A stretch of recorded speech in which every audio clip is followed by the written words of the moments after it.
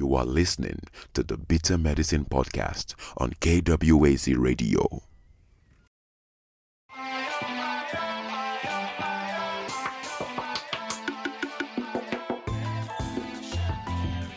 Welcome to the Bitter Medicine Podcast, where it's all about Black empowerment. Our show focuses on Black news and entertainment, arts, science, economics, history, people, and strategies that uplift, empower, and motivate Africans within the diaspora. And now, your host, whose favorite color is black, Goku.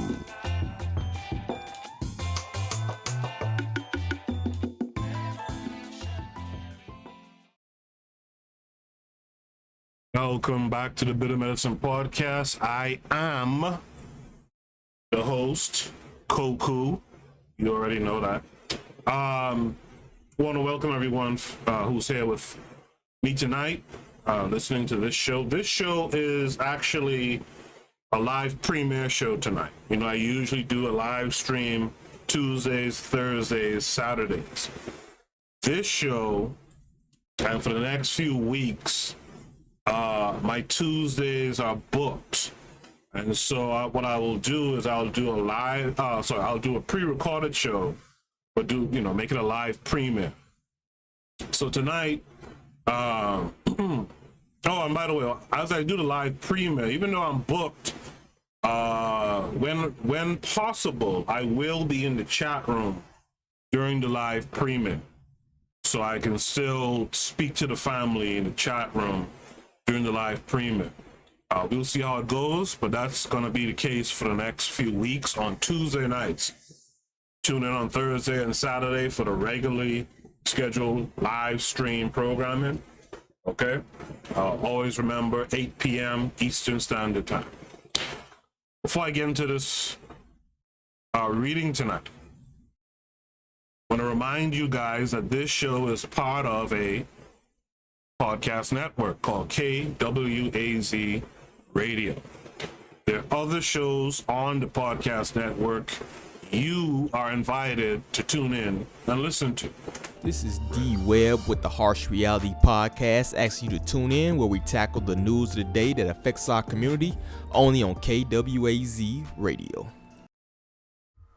Peace, family. This is Oni, inviting you to listen to the Pro-Black Perspective, where Black problems are addressed with Black solutions.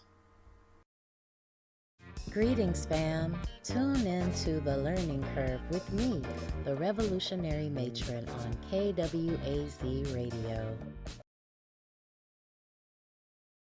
KWAZ Radio is also looking to fill out the roster, more shows from the continent and the diaspora, the Caribbean, the UK, South America, etc. So if you think that you have a voice and you have a viewpoint that should be heard, even if you have already have a small YouTube channel, and you think that you want to amplify your voice, you're Black, Black equals African, you're Pan-African, you have some area of daily life that you'd like to speak about as far as the African goes, make sure you join KWAZ Radio. Have you ever considered joining KWAZ Radio? Each of our hosts shares their unique perspective with you. You might have a perspective that needs to be shared. If that's true, hit us up at kwaz.radio@gmail.com.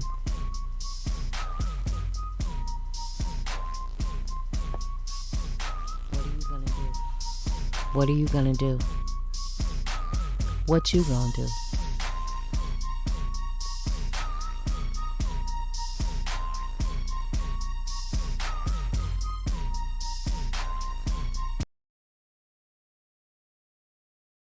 Yes, indeed. Our very own revolutionary matron from the Learning Curve podcast put that spot together for us. And if you are interested in podcasting, you're Pan-African, you're thinking that you have a particular take, a particular area of expertise, if you will, by all means, link them via email, as the spot just said.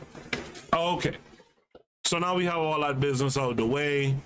Let's get to what we're reading. So I haven't done this before on this show because I find it to be kind of tedious, to be honest. I'm actually going to read a book. I'm going to read a book as opposed to reading the usual papers. You know, we will break this down into chapters and sections over the next few weeks as I do these pre-recorded shows. But the book we're reading is Nationbuilding Theory and Practice in Afrikan Centered Education by Kwame Agyei Akoto. Now, if you have been following me for a while, you guys know that Akoto comes up often when you're talking about African-centered education. So I figured, you know, since I'm doing these pre-recorded shows, I figured why not break down this book, Nationbuilding, over the next few weeks so that you, the listeners, can understand that there is a definite link here. And I've talked about this numerous times on my show. There's a definite link here between nation building and education. When Marcus Garvey asks the question, where is the black man's government? Another question could have been asked before that, which is, where is the black man's education? Because you don't get one without going through the other. You feel me? You don't get nation building unless you go through an African-centered education that's going to inspire African people to build nations, to truly build nations, not just to take over from where the colonizers left off and continue doing the BS that the colonizers were doing. So I hope that as we work through this book, you guys become more fervent in seeking to participate in creating a new, updated African, not just African, you know, the way I see it, we got to work on a Pan-African education as well. This is why we have all the splintering. Like I mentioned on Twitter just recently, you know, the bickering that we see black folks doing. One day it's black men versus black women. One day it's ADOS, FBA versus the black world. One day it's you know, some LGBTQ shit. Well, you know, one day it's like currently it's does the term black, is that sufficient when you're talking about African people, et cetera, et cetera? And my take on all of this bickering beef foolishness is that it's the fodder for people who are do-nothings. People who ain't about shit, really about stuff, that's what they do all the time. I'm gonna say something that some people will think is sacrilegious, but that's what the barbershop stuff is, really. Like all that barbershop stuff that you see people keep talking about, oh, that's a part of the culture. People need to rethink what they're saying. A lot of that barbershop stuff is just people just going back and forth on just stupid shit. Stuff that doesn't even really matter.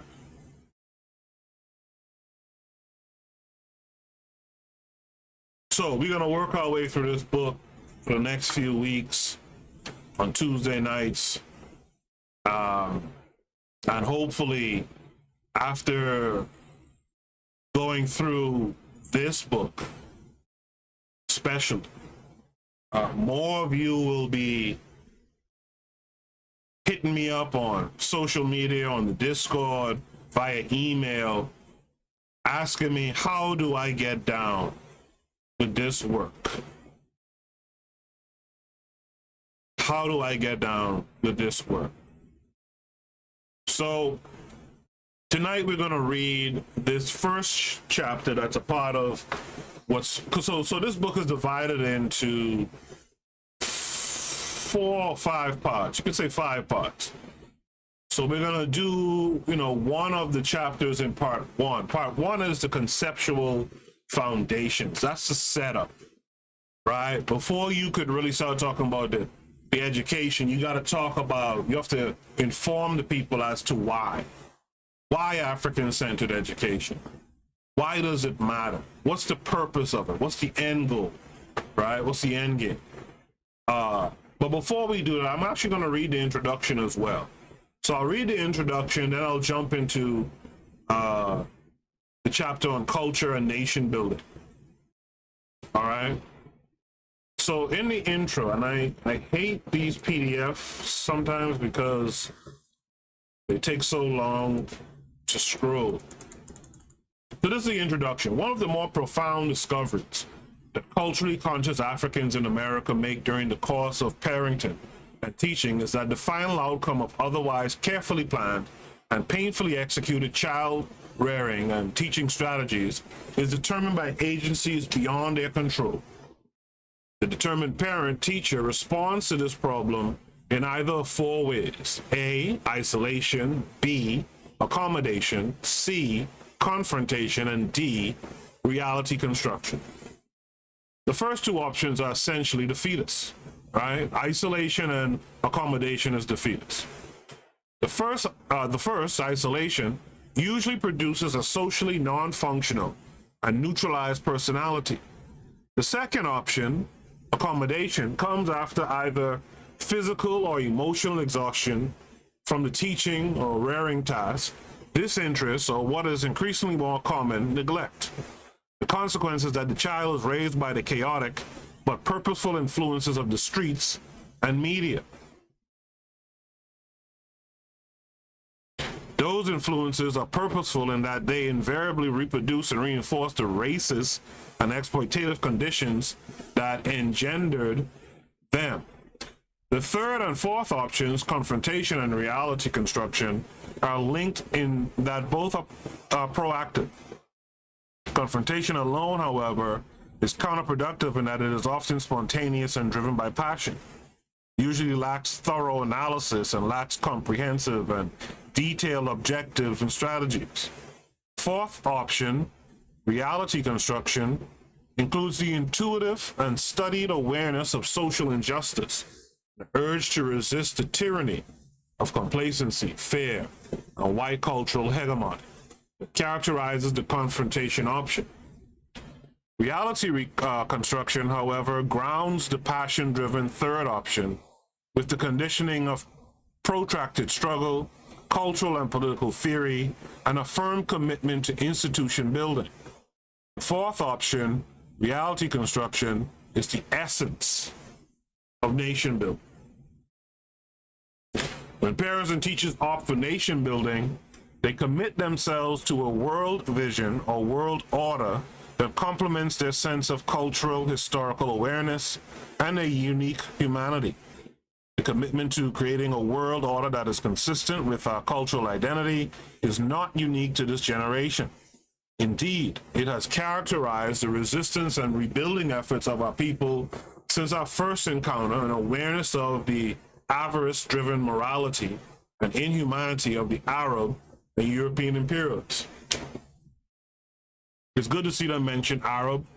Like I said recently, we tend to give the Arab a day off when we talk about these historical realities.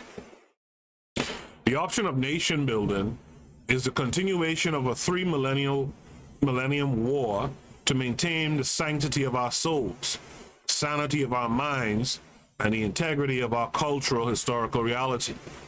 We have lost ground and we have lost battles, but the greater balance of our victories has sustained us and will undoubtedly see us through to ultimate vindication and true nationhood. You know, I've talked about this. We are losing ground and we got to put a stop to it. The time is now, not 100 years from now. Nation building is predicated upon historical awareness is predicated upon historical awareness and cultural consciousness. To engage in nation building, the leadership of the nation, cultural group, or community must work to counteract generations of miseducation, and consequent psychic dependency, defeatism, self-hatred, misguided loyalties, and the inferiority complex of our people. Culturally conscious parents within individual families have in fact acted to re-educate themselves and then collectively sought to counteract the culturally debilitating effect of media and popular sentiment on their children.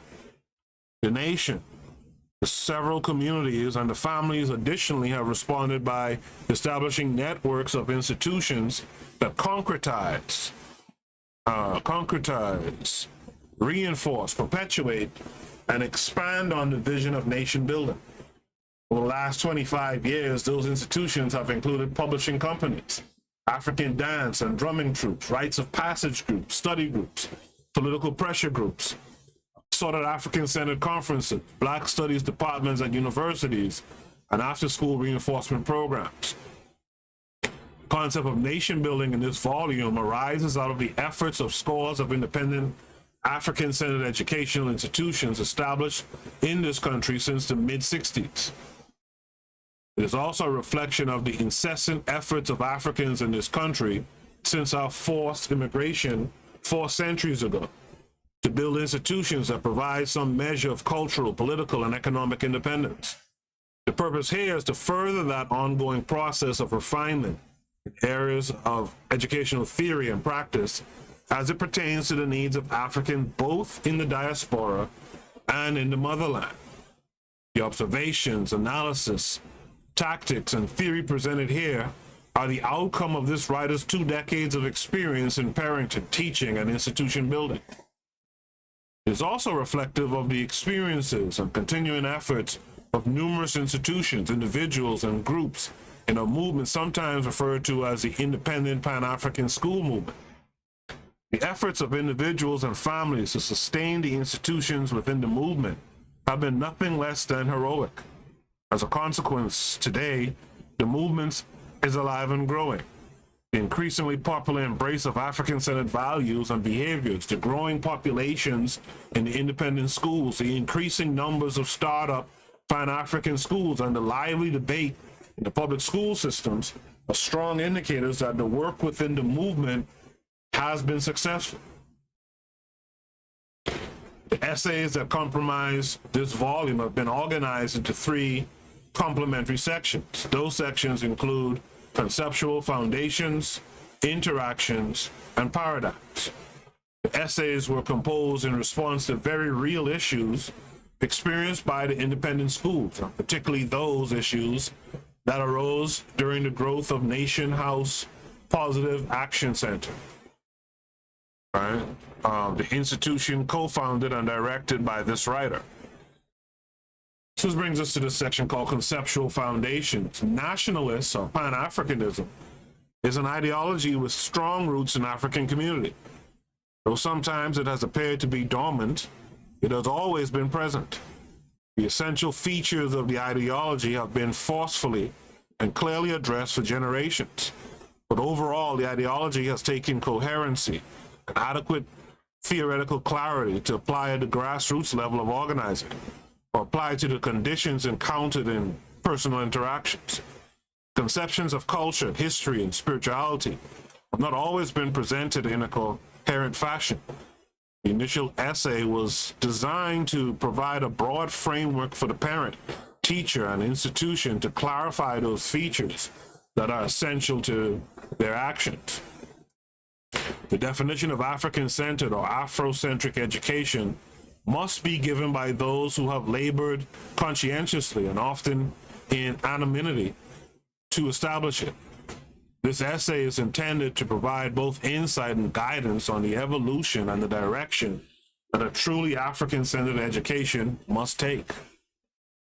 Let's bring it to a section called Interactions. The several short essays that comprise the 2 sections of Interactions are arranged generally in sequence. They have been included to demonstrate the immediacy of issues and concerns that parents, teachers, and school administrators of the Pan-African schools must address daily. The interaction essays arise out of direct interaction of students, parents, and teachers. They serve as bridges between educational theory, the reality of practice, and application.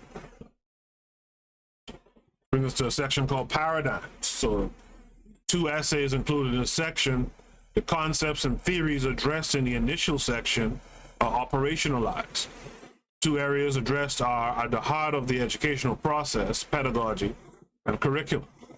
A coherent and comprehensive approach to both within a nationalist and Pan-Africanist perspective has not been well articulated in the past. The result has been innumerable curricula and methodological tracks that lack any overarching philosophy and objectives.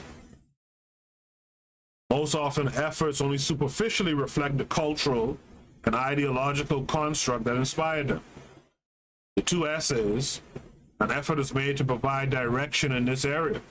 The concepts included in these essays reflects the efforts of several independent schools, particularly Nation House, and is currently being implemented by Nation House.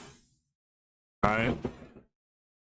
So I just want to say that the author, the writer here, is making a hugely solid point.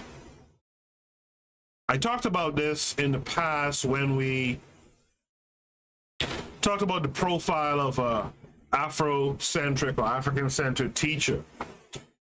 Oftentimes we have well-intentioned educators, right? Many times, black women, but there's black men too. And what they do is they try to be African-centered symbolically.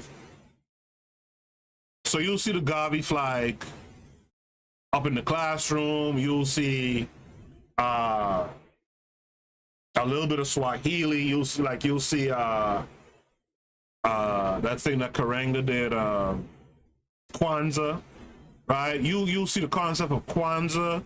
You'll see the RBG flag. You'll see some maps.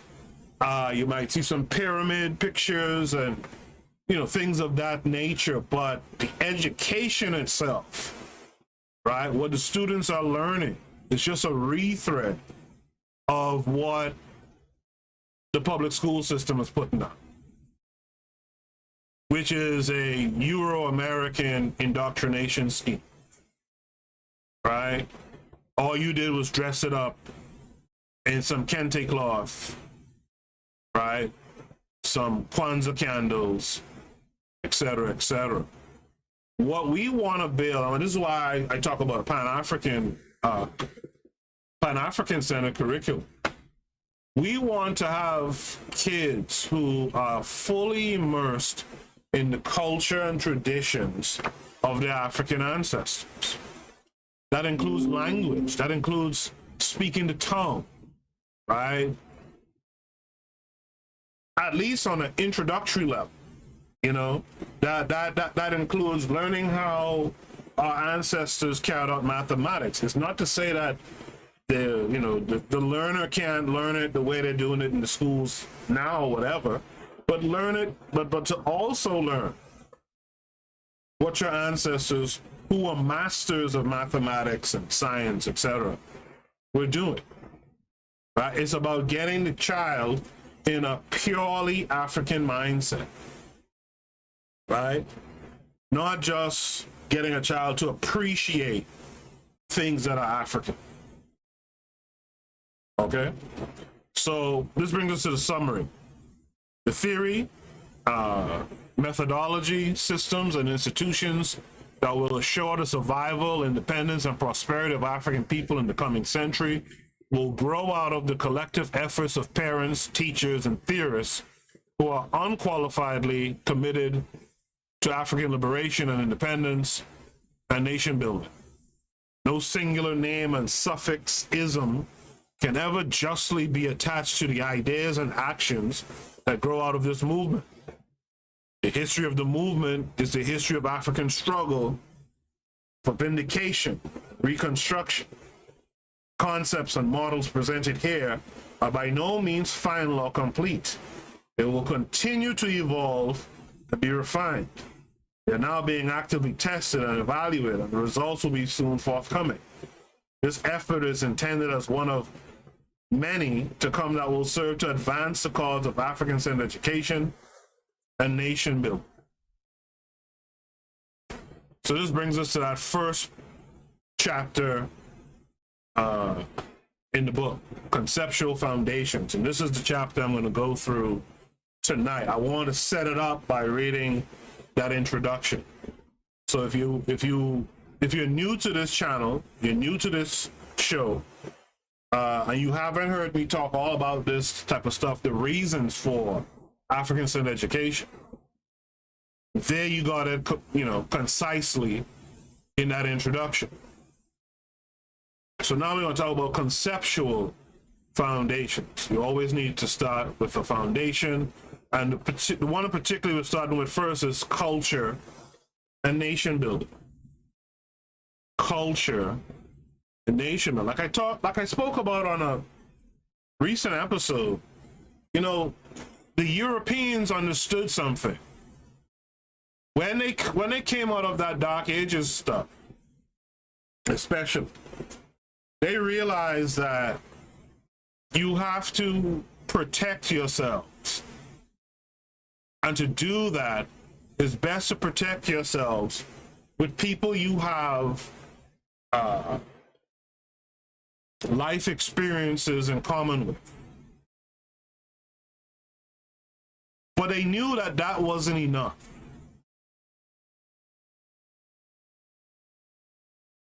The rulers in Europe knew that that wasn't enough. What you needed to do was you needed to get to your citizenry at an early age. Childhood education. They focus on primary education mostly. The reason why they focus on primary education mostly is because they didn't want people to be too smart. So they didn't want, a secondary education or even tertiary education that would make people too intelligent and push back against some of the trappings of the nations that they were building. But they focus on primary education because they wanted to get to the child's mind. And Africans have to understand that. When you look out your window and you look at some stuff that our folks are doing out here in these streets, some of our adults, to be honest, are lost.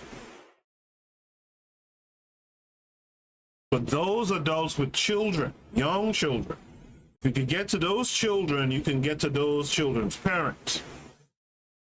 And so the Europeans understand that you get to children and you make them proud of their nation, proud of their people. These Europeans also understood you get certain minorities out the paint, right? Because if you have different people, you're going to have different opinions when it comes to your nation. They understood to homogenize the populations for the most part, right? And they understood that by doing that and getting to them early through the education, making them proud and patriotic, that their nations will be strong for doing so. Africans didn't pick up on that. Africans just thought, and on the continent, that if we see a black person, we'll be proud and patriotic and we have strong nations, and that's not what it is. A black face carrying out the colonizers' education, the colonizers' economy, the colonizers' even culture. There's no strength in that for African people, right? So let's get into what Akoto has to say about culture and nation building. And before I say it, one last thing I'll say, if your culture, right, If your culture is not about nation building, right? If your culture is not about nation building, your culture is not it. By the way, when we say culture, we're talking about the customs, right? The things that you do traditionally. We're talking about your art, your social institutions, your achievements, you know, we're talking about those types of things, your laws, your beliefs. And as a matter of fact, again, going back to those European nations, what they also did was join the people together under one religion. Guess what? Guess which religions they joined them under. So when people tell you that these religions you follow are colonizers' indoctrination, it is. Right? It is. So again, your culture, if your culture doesn't have the symbols of nationhood, the languages, the norms, the values, the artifacts, it's a waste of time. You have to redo that culture. And that's something a lot of folks don't want to face up to. A few years ago, during the latter weeks of September 1989, Professor John Henrik Clark delivered a message to the Ancobia Society of Washington, D.C. to the effect that whatever it is that we may undertake, quote, if it isn't about nation building, then it isn't about anything. End of quote. It is a statement that can be taken literally. Nation building is the conscious and focused application of our people's collective resources, energies, and knowledge to the task of liberating and developing the psychic and physical space that we identify as ours. It involves the development of behaviors, values, language, institutions, and physical structures that elucidate our history and culture, concretize and protect the present, and ensure that the future identity and independence of the nation. Nation building is deliberate, keenly directed and focused and energetic projection of the national culture and the collective identity. Nation building is occasioned by the generation and release of tremendous amounts of energy, not unlike a pregnancy and a new birth, or a spring thunderstorm and the new growth following. With either analogy, it is critical that the terms and conditions that occasion the emergence of this new reality be clear and unambiguous. Those conditions, terms, and descriptive language must be defined by the creators of that new reality. So for example, this is Mina, for example, this conversation about black being erasure or African is erasure of blackness. Listen, black equals African, white equals European. Let's keep it at that. It's just that simple.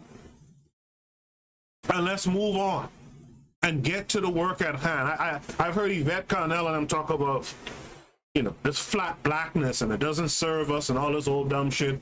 Listen, if you're black, you're an African, like Peter Tosh said. It's just that simple. That's all we got to be focused on. Let's get that dumb stuff out the way and let's roll up our sleeves and let's get to work. Let's not be do-nothings bickering about dumb stuff all day. To continue, that new reality for us is a renewed national and cultural consciousness. The emergence of this new consciousness, this renewed African-centered reality, marks the rebirth of the African personality and the revitalization of the African nationality. This is nation building. Without the consciousness of nationality, a people are like rudderless ships in a storm, or more aptly, they are like the splintered pieces and debris left after the breakup of a ship in a storm. They are unaware of their former whole identity or direction. They lack cohesion and are bunched together like so many millions of individual splinters as a consequence of any and all opportunistic currents that move them. In that people's confusion and lack of direction, they become the pawns and playthings of those who are directed and powerful. They are in effect about nothing for themselves. They are a purposeless population subject to interminable exploitation by others. I'm gonna keep it real. I'm gonna keep it real for you. I thought about this recently. This is the reason why Tariq Nasheed and Yvette Carnell and Tone Talkson, this is why they created these ADOS and FBA groups. I truly believe this because I know my people. I believe Tariq and them realize that if you have continental Africans, you have Caribbean Africans and whatnot in the mix, we're going to question what you're doing.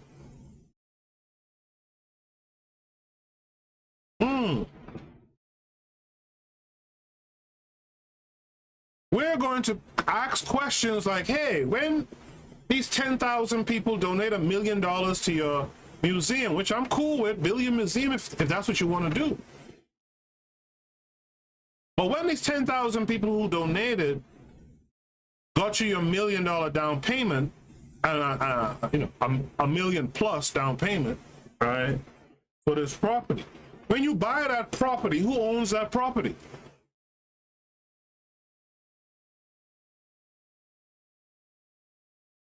When you beg the people for donations to build the building, but you know it's coming,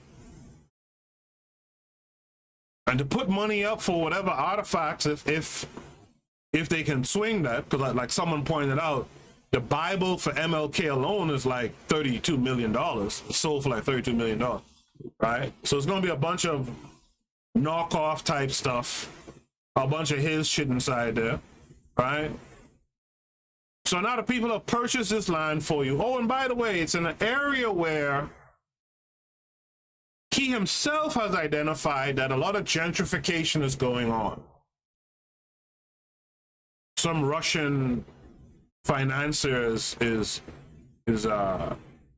leading the charge to gentrify this part of LA.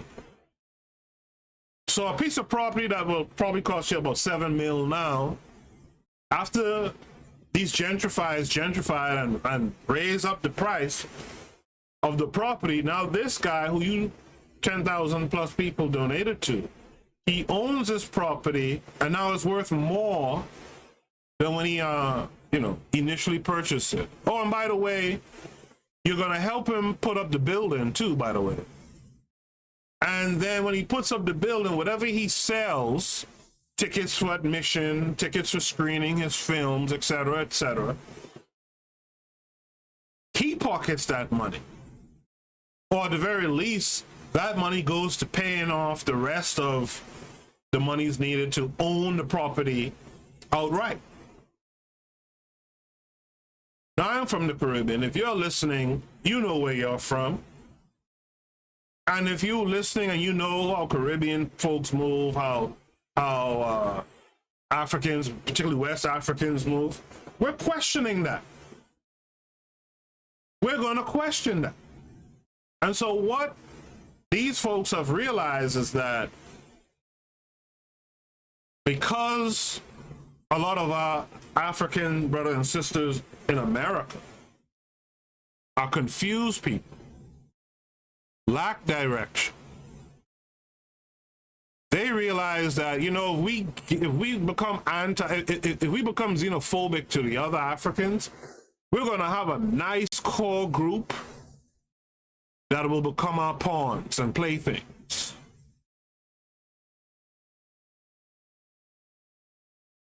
And that's what's really going on here.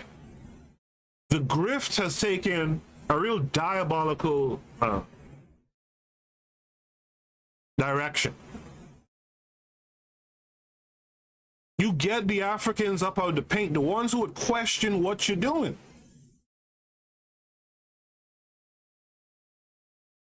And that's what's going on. So this education process is so important. This re-Africanization process is so important. And I fear because a couple of folks, because they wanted to mac and show that they can make money and live nice lives and travel all over the world and show off what they can do, because of these few individuals, we won't have a serious nation for another few hundred years if we're not careful.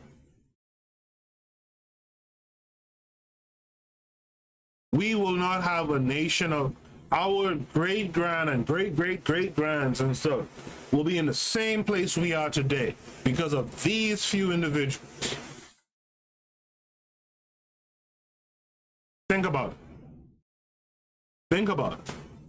Right? These folks know that the Africans in America have suffered. They've gone through a lot.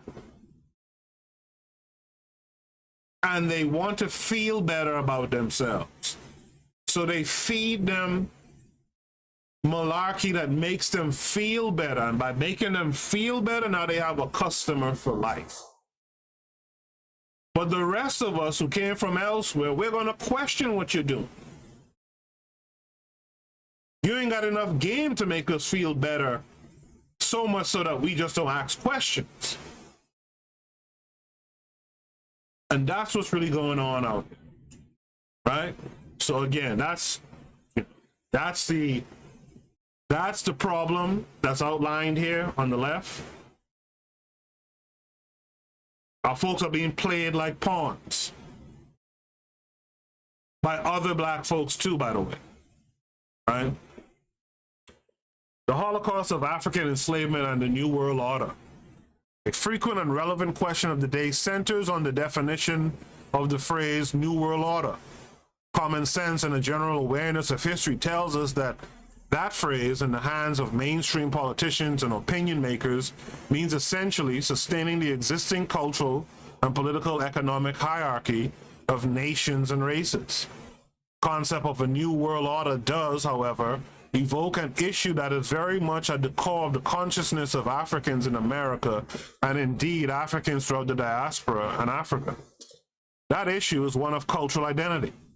It is a pivotal issue for Africans because no other people have experienced the sustained humiliation of enslavement, dispersal, and the legal and socially reinforced alienation from their history and their culture.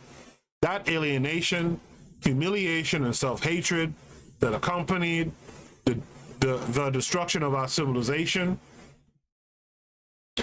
and enslavement of our people have defined our conceptions of ourselves as a people, as families, and as individuals. The installation of, quote, raw fear and awe of the whites' power, end of quote, the unconditional submission, the conceptions of personal and racial inferiority, and the personal identification of self with the persona of the white masters were the essential elements of the process of making slaves of Africans. Those elements have yet to be completely exorcised from our collective psyche. They manifest themselves in our family dynamics, in the interaction of African men and women, in our manner or lack of child rearing, in our concept of appropriate education, in our choice of spiritual system, our choice of religious imagery, in our definitions of physical beauty, in the manner of our philosophical inquiry, and our political and economic choices. The Holocaust of African enslavement paralleled the usage of the stratagem of conquest and pillage during the period of European imperialism, inclusive of American expansionism.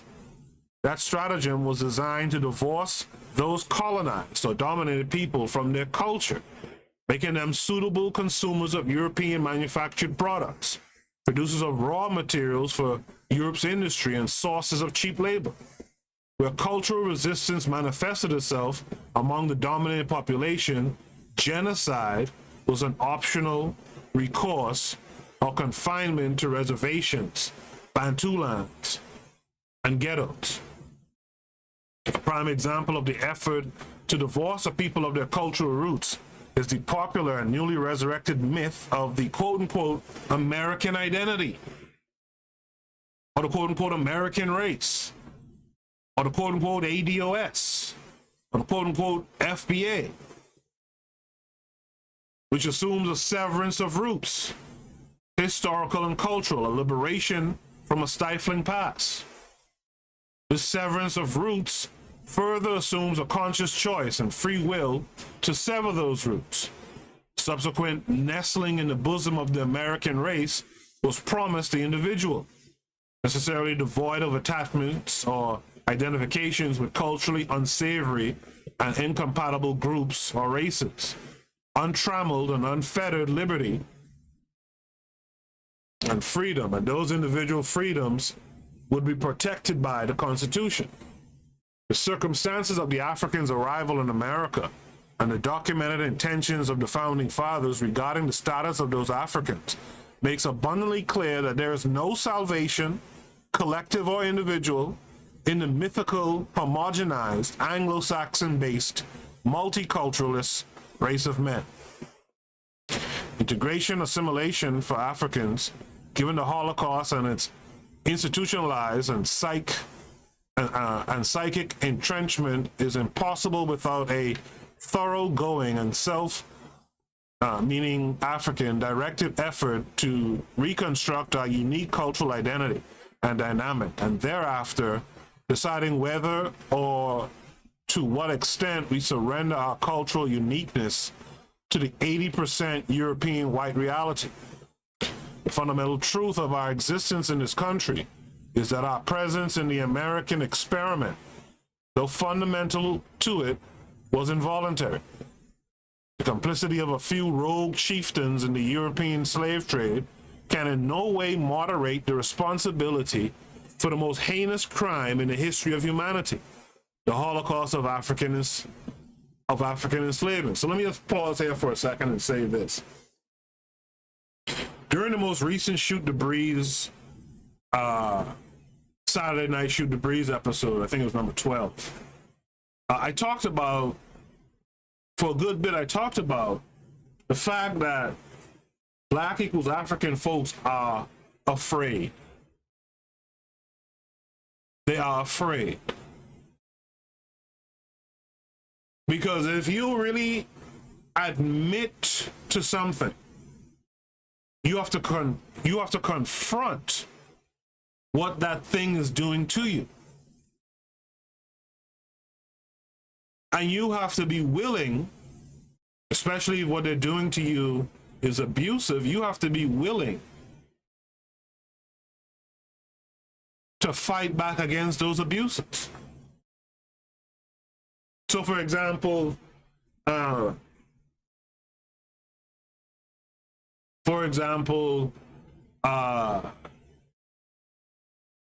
Arabs in these bodegas might be a part of sex trafficking of young Black women and girls, right? And like someone, I think it was Kevin Carey 42 pointed out, you have Black folks hanging out in and outside of these Arab stores all the time.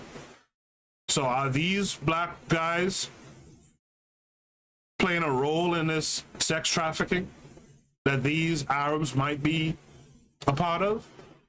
Well, the problem is, if you go and you investigate and inquire and find out that these street dudes who are hanging out on the corners in front of these stores, if you find out that they are indeed snatching up Black folks and selling them to these Arabs, if you do investigate and find out that that's true, then you're also responsible to bring about some justice. And Black folks are just afraid to do.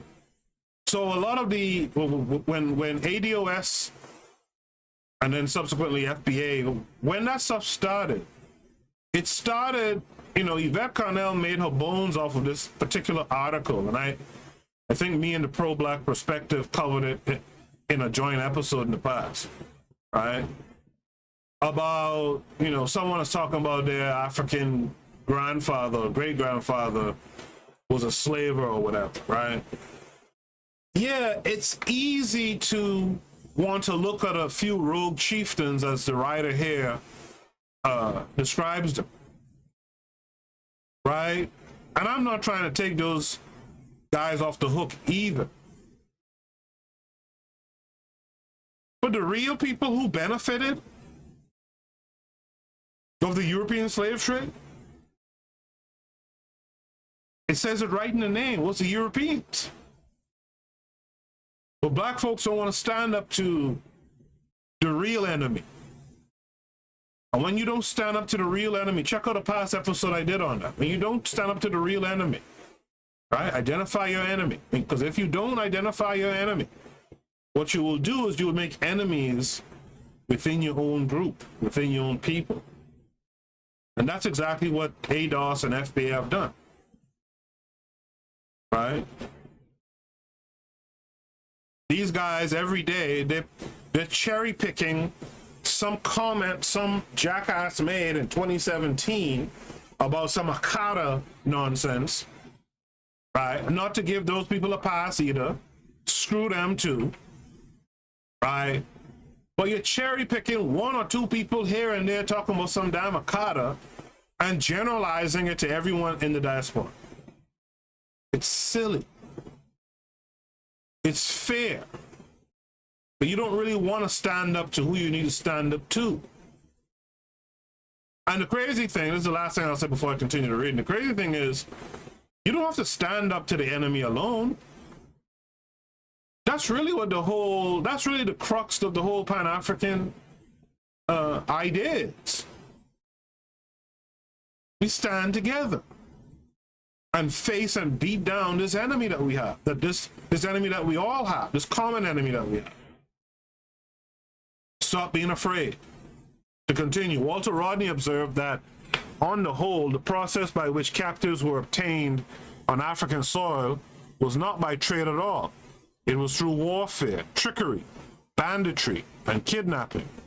Although the memory and awareness of our humiliation and exploitation is lost to many of our people, a process aided by public education and the popular media, our social, economic, and political condition is a legacy of that Holocaust. This brings us to the ideology, to ideology and the African condition. Often when we undertake efforts to define or clarify the conditions or status of African people in the nations and world's political economy, we usually begin with an exposition of the two major ideological orientations within our community: nationalism and integrationism. Nationalism and integration or assimilationism. These ideologies are expressions of the general African cultural construct. They differ and sometimes rival each other because of differing perceptions of that cultural dynamic. The language and goals that evolve from the differing perceptions further differentiate the ideologies. Each initially developed out of a concern with the welfare and development of the African race, and were linked in that fundamental concern and in the identification of Africans as a distinct national group. With each ideology, there has historically been a consciousness of Africanity. The integrationists of the early 19th century saw no great conflict in advocating integration and racial self-sufficiency simultaneously. That race consciousness was lost among advocates of the integrationist, assimilationist perspective, where non-Africans were allowed to influence and define the parameters of African debate and action. The dominance of whites in the 19th century abolitionist movement permitted them to dictate the direction or non-direction of the movement. Indeed, during this period, according to Stuckey, right, the integrationist contribution to liberation theory was almost non-existent.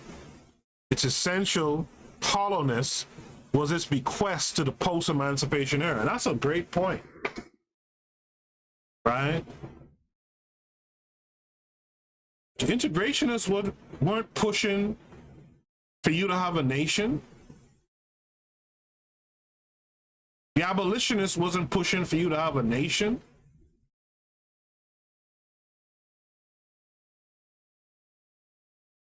In modern times, the theoretical contribution of integration assimilation has been equally limited, most often a shallow mimicry of white theorists and statisticians.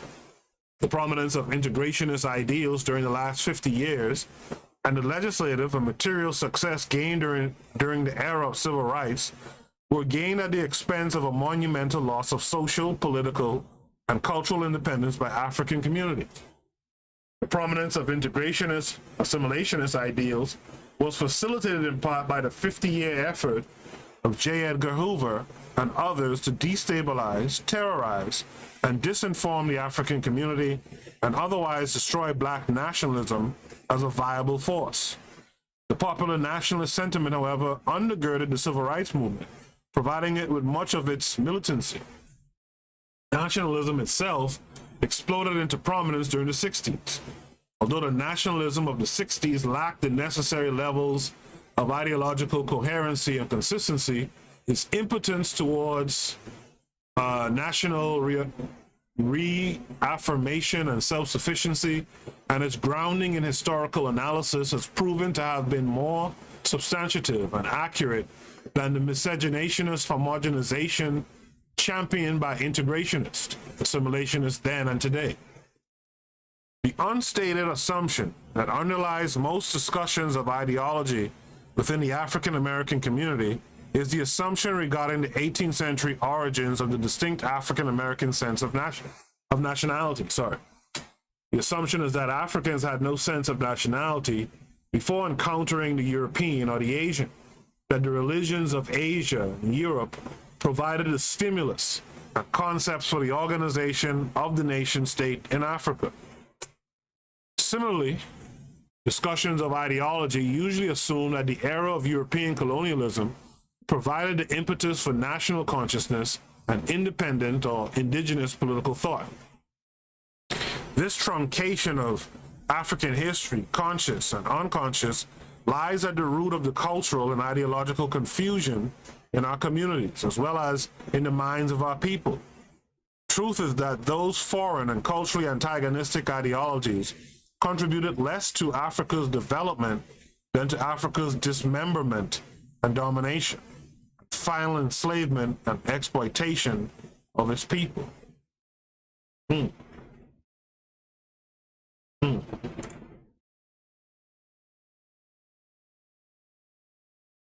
I'm trying to see how long I've been presenting.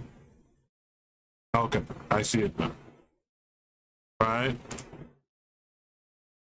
Historical and cultural continuum. If we are to understand finally with perfect clarity just what our position and direction in today's world are, we must be clear about our origins and our identity. Too often we downplay the tenacity and strength of the historical and cultural continuum that is Africa in our analysis of our current condition. We often begin our analysis with peripheral and superficial historical exposition of ancient and traditional African societies. The very substantive and surviving linkage between those traditional societies, the contemporary condition of Africans, is treated as tenuous and insignificant. As hellacious and horrific as the Holocaust of African enslavement and the destruction of African civilization were, that experience and the accompanying Eurocentralization and the antecedent Arabization of our consciousness and material environment has not and could not alter the cultural fundamental that defines us. Our encounter with the lecherous barbarity of the Asian and European did not sever our linkage with our history or remake us as animated, colored caricatures of Aryans and Semites. It must be equally clear that the history of Africa is not all princes, pyramids, and pageantry. Right? We was kings. Right? Despotism and derangement are not the exclusive preserve of Europeans and Asians. The true history of Africa, whether triumph, trivia, or treachery, is nonetheless our history with its own unique dynamics and is central to our being. It is the prerogative, the final obligation of African people to reestablish that cultural historical continuum, rid it of the pernicious effects of Arabization and Europeanization, as well as to rectify those internally generated aberrations.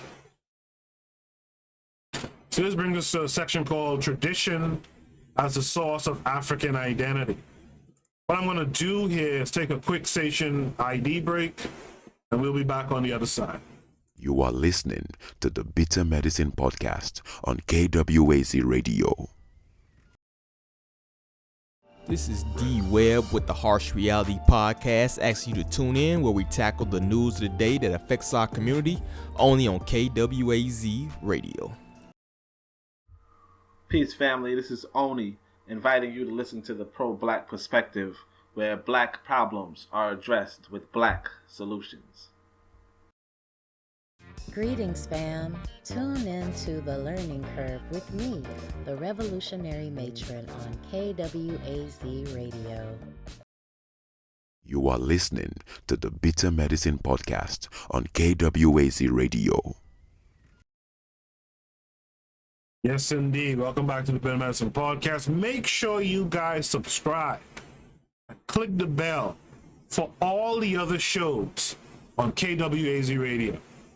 Super important, right? The Revolutionary Matron is doing a show like 7 days a week, right? Pro-Black Perspective is doing his thing that he's been doing on Sundays, right? The Harsh Reality Podcast, I feel like we'll get something new from them pretty soon too. Make sure to check out those shows, subscribe, click the bell to be notified when there's new content. And also subscribe to KWAZ Radio's YouTube channel as well.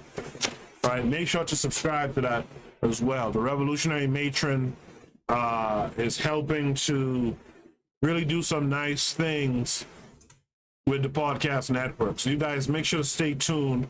Great things are coming down the line. All right. So we have this section called Tradition as the Source of African Identity.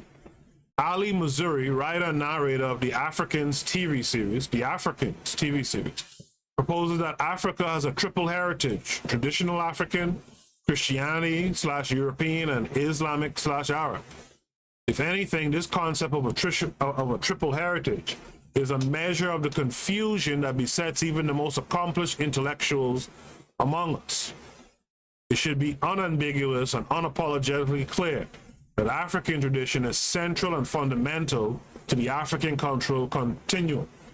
Tradition implies fundamental. Tradition encapsulates history, which is the kernel of culture. I want to say this too, but I think it needs to be said. Our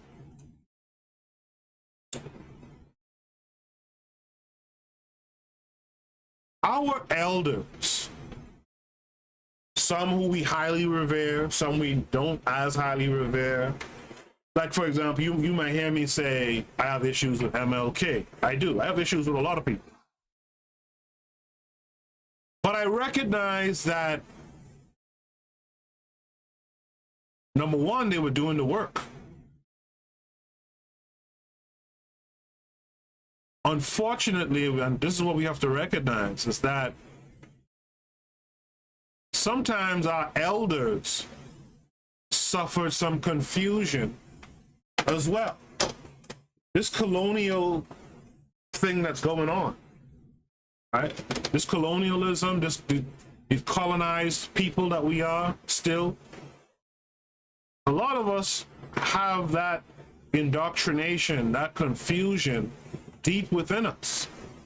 And so sometimes you'll find, even with our most beloved elders,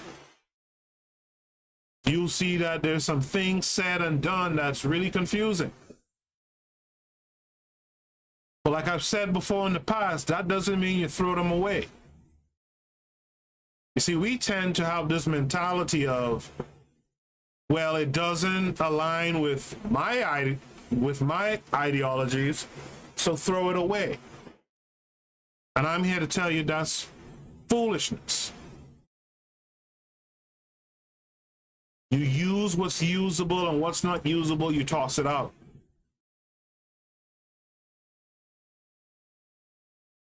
You recognize the confusion that our elders had, and you point it out. For example, Malcolm X, most of us, Malcolm X is one of our favorite people, but what was Malcolm? He was essentially American-centered, and he was deep into this Arab's religion.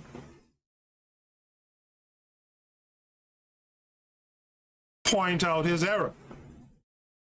You don't toss away Malcolm. MLK, deep in this Indian dude's philosophy, deep into this white man's religion, you don't throw him away, you don't disrespect MLK, right? You point out the folly. And that's what we got to start doing, right? This traditional African historical dynamic must include the civilizations of Ethiopia, Kush, that spawned Kemet. It must include Nubia, Punt, and the nameless city-states of a green Sahara. It must include ancient Ghana, Zimbabwe, Ifa, Ashanti, and Zulu. All other cultural historical constructs that do not derive directly from the described historical continuum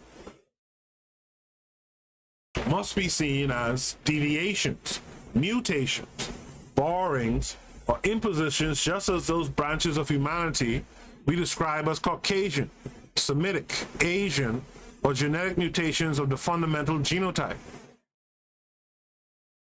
African, us, our beginning is our history. From the first moment of human consciousness, the current and historical, cultural, ideological, religious legacies of Asia and Europe are legacies of our humiliation at the hands of foreign invaders.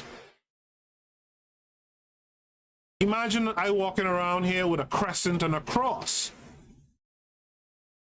I'm just letting this white boy know that, damn, that should work, boy. That shit really worked.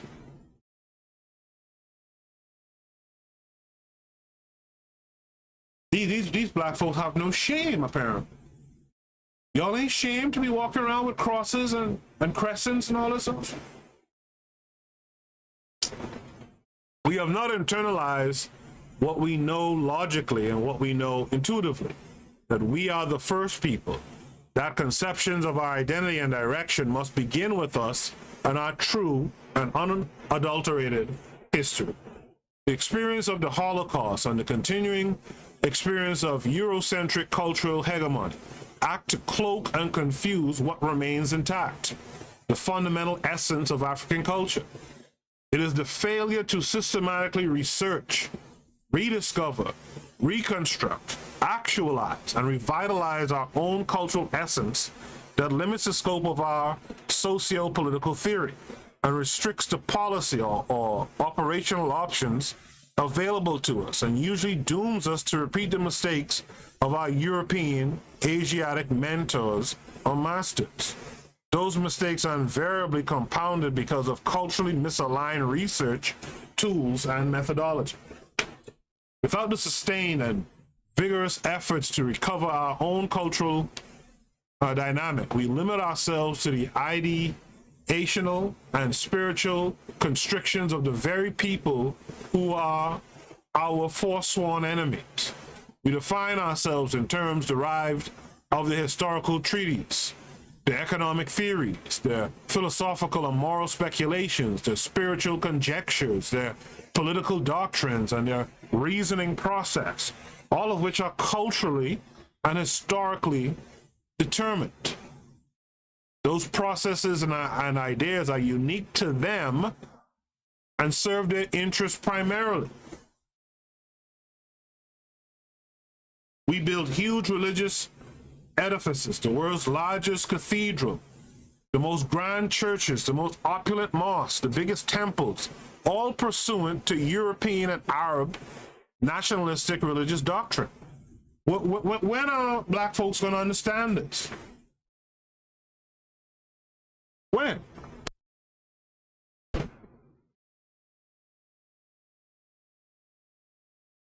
Most often, they are built in the midst of our people's poverty and exploitation.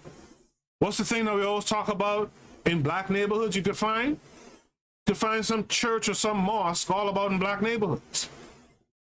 We subject our people to interminable famine and war in the name of foreign ideologies. Marxism, Leninism, one day, democratic liberalism and market economy the next. We engage in fratricidal conflict and pointless debate over terms and language that we do not define, that are in fact based on assumptions and values that are antithetical to our interests. We engage in scientific or philosophical inquiry using culturally misaligned methodology and language. And I've been guilty of that personally, right? Much of the work by political theorists that we hold in highest esteem is flawed by the subconscious dynamics of cultural alienation and inferiorization born of unconscious self-denigration. As exacting as Fanon's analysis of colonialism is, you guys should check out your pro-black perspective for the month of Black August, Monday through Friday, 11 a.m. Eastern Standard Time. He read 12 pages with, a deep reading, so it had commentary, of Fanon's Wretched of the Earth. You guys should check it out. He has a playlist on his channel. Go and check out the playlist if you haven't already. Right? As exacting as Fanon's analysis of colonialism is, he trivializes the traditional culture of the common people as fantasies that are characteristic of the disintegration of the personality that serve to canalize the aggression of the oppressed native.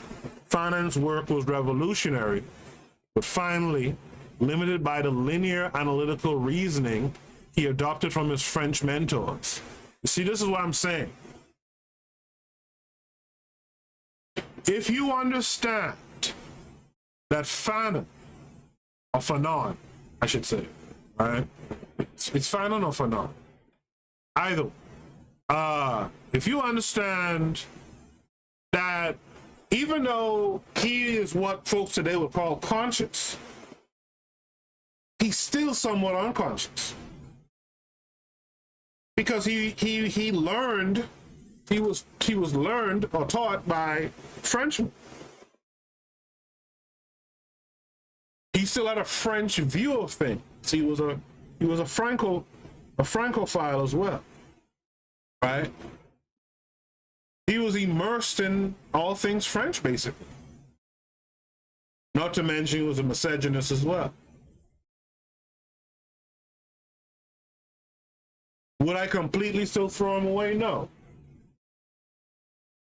MLK was known for smashing white broads too. Malcolm X, before he became X and he was Little, Malcolm Little, he was known for smashing white broads too.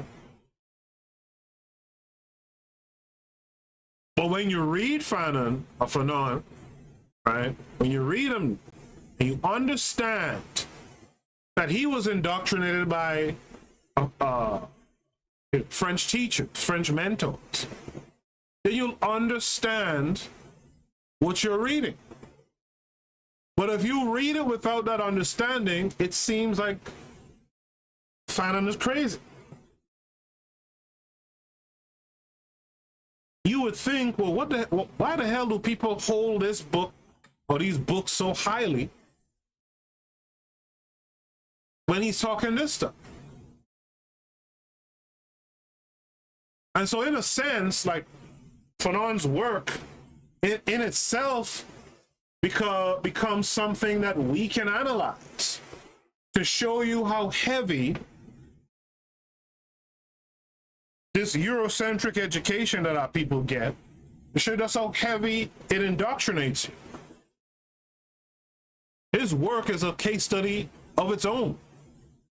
To continue, for Fanon, historical progression toward the new man was not only a movement away from the atomic and spiritual disintegration of Europe, but a movement away from the apparently even less desirable traditional cultural roots toward a new history of man. For Fanon, the European colonial experience, though barbaric, was a necessary historical encounter that essentially divested the native of any substantive link to the metaphysical and unscientific fantasies of traditional culture.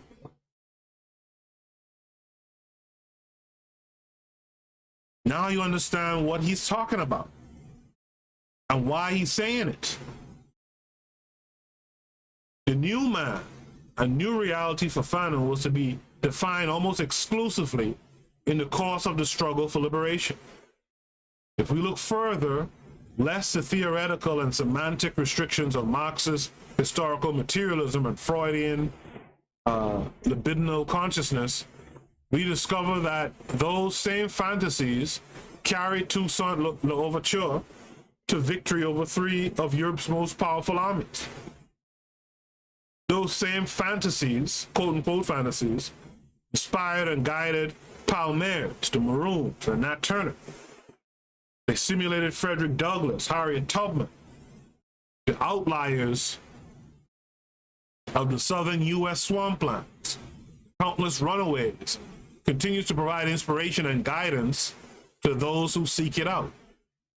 Equally celebrated as the work of Fanon is the work of Walter Rodney, which is limited in that the accomplishments of African societies are lauded or celebrated to the extent that their accomplishments approximate those of Europe. The bronzes of Ife are praised because they approximate the finest of ancient Greece. The Yoruba and Ashanti become noteworthy because they were entering the stage of a market economy. During the colonial era, Europe was the center of technological development and dominated the world as a consequence. It's clear now, given the resurgence of ethnic nationalism, that technological mastery was a transient cloak over the much deeper and essential features of national culture. So one of the things I hope that they get into later, and I've talked about this in the show before, we don't want to Africanize the public school curriculum.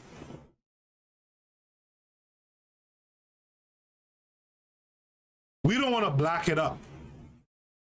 And we don't want to engage in this tug of war or this measuring of dicks of who did what when and how great it was, and it was just as good. In fact, we definitely want to steer clear of these comparisons, right? These comparisons that are meant to be these feel-good type things where, oh, y'all had that? Well, we had that too, you know. We wasn't so behind y'all, you know. We don't want to get into that dumb shit either. The so-called successful whites, Europeans in America, was due entirely to the confluence of three factors. A, the abundance of land and natural resources in the Western Hemisphere. B, the Europeans' new technological proficiency. And C, the European moral vacuousness that permitted them to systematically and callously eradicate the indigenous American population and possess their lands, destroy the civilizations of Africa, enslave its people, and take possession of African land and natural resources. Europeans were thereby able to garner adequate wealth and opportunity. What's that word? I can't see the word properly. I hate when that happens. Ameliorate any potential ethnic rivalry among themselves. The important point here is that culture is much deeper and more essential to the historical character of a people than technological achievement. Culture is the basis on which technology is built. Further, technologies reflect the historical, cultural assumptions of the nations in which they are spawned. They made a point here. There's this point right in here. But they said Europeans were thereby able to garner adequate wealth and opportunity to ameliorate any potential ethnic rivalry among themselves. And that's something I don't think black folks think about or talk about enough. I don't think we think about that and talk about that enough. Again, when you're talking about an African-centered education, what's the education really for? Is towards nation, it's towards institution and nation building.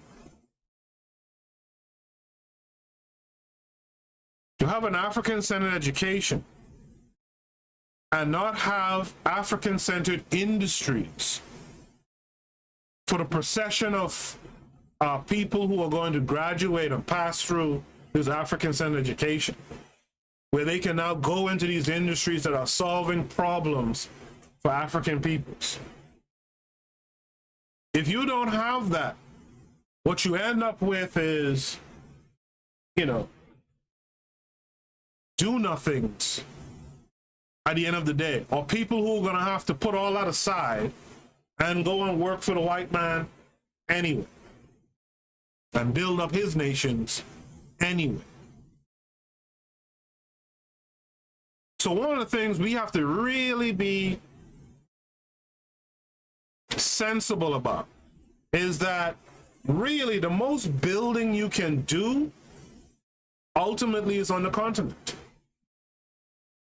Our job outside here, outside of the continent, is to get the business acumen, the scientific acumen, the technological acumen, is to get the tools that we need to be able to go there and help our brothers and sisters there build. That's what we have to do. And to really hammer down on the point that they're making here too in that line is when you look at America during say the Great Depression, right, which leads into prohibition and all that stuff, right? These white boys weren't working, having a hard time providing for their families. And so they got into criminal behaviors. And they got into shooting up each other and killing each other. Right? When you have the adequate resources, when you have a nation, when you've been building some wealth, when you have an economic system that serves you, what you'll find is that any little, beefs and quarrels between your people will be minimized. If I'm eating good and you eating good, I don't want to have to shoot you down or get in some conflict where you shoot me down. I'm living good. I don't want to lose that.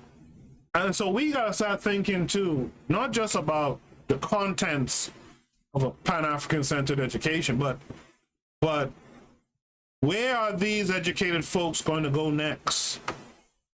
And I'm telling you guys, the best solution, because others will say, they could do it here, they could do it in the Caribbean. No, ultimately, it's in Africa you want to do it, right?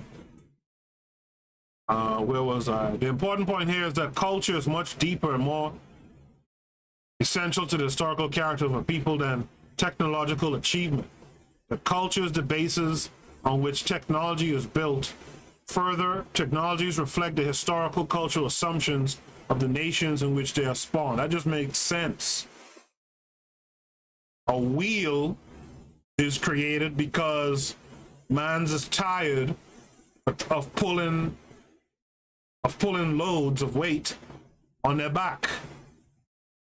They're tired of seeing their camels or mules or horses or what have you dying under all this weight. It's not efficient. What can we do? Okay, well, a little while back, a fella made a wheel, and let's see if we could connect this to a machine, right? It comes out of the culture, it comes out of the history of the people, right? That's why these things are invented. The basis for our future as a people must begin with a clear understanding that our identity and our origins are the essential components of African culture. To underestimate our status and our future as a people, we must know our culture. Wait, did I read that right?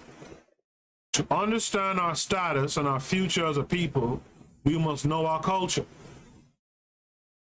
We must know the essential dynamics and invariant features of the culture. What is culture and what does it do? So that brings us to a section called Culture and the Cultural Sphere. Culture and the Cultural Sphere. Culture is the totality of values, beliefs, and actions that characterize a people. Culture consists of the behavioral patterns, symbols, institutions, and values of a society, and is unique to that society. It is the spiritual, ideational, and material composite that distinguishes one society from another. It shapes and is in turn shaped by events in the realm of the spiritual, ideational, and the material.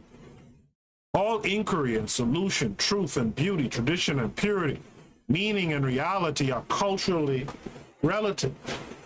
There are no culture-free or values-free human endeavors. Culture is not a static phenomenon. It's a dynamic one, right? Culture continually evolves as a society evolves and develops. Culture is that composite of socially and historically determined behaviors that nourishes and thereby defines the intellectual and spiritual parameters within which the human individual develops and exists. Culture can be represented as a sphere, as represented in Figure 1, with history positioned as its dynamic and seminal nucleus. History here extends beyond mere inquiry and exposition. It is instead the constant and living interaction of a people in their several environments throughout time. That interactive process occurs in such a way that the experiences of antiquity form a continuum with the present and the future, and where the essential dynamics of antiquity are reenacted in the present and anticipate the future. History is not static, nor is it concerned only with the past. The historical factor is the cultural cement that unifies the disparate elements of a people into a whole. It is the consciousness of that historical continuity or continuum that provides the binding element of the entire cultural sphere. The dynamic nature of history accounts for the dynamism of culture. So this is the figure. Unfortunately, I don't have the ability to change the orientation here. But what you can do, as a matter of fact, this book is on the Discord. Click the link at the top of the chat or down in the description. Join the Discord. Go to the BM library. BM is Bitter Medicine. Go to the Bitter Medicine library and you'll find this book. So you too can actually read along with me, right, with this book. Unfortunately, with the orientation of the image, I'm not going to really break down that image too much. Go grab you the PDF from the Bitter Medicine library on the Discord, and you can break down the image yourself. But you can clearly see that at the heart of everything is history, right? You can see that there's language involved. This is something most African Centered schools kind of gloss over, right? You can see there's fixed cultural traditions, right? foundations of a nation: morality, ethics, religion, etc. Right? So you guys can go and look that up and break it down yourselves.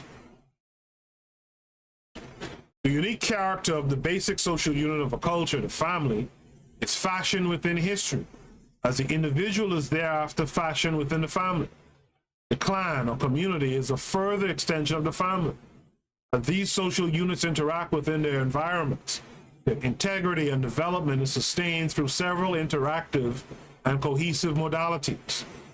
Those modalities include language, ritual, pattern, and symbols. These modalities serve to facilitate group and national consciousness and social order. They serve to facilitate social interaction and social bonding. Ritual is a particularly salient feature in African culture. According to Richards, quote, African life is replete with ritual.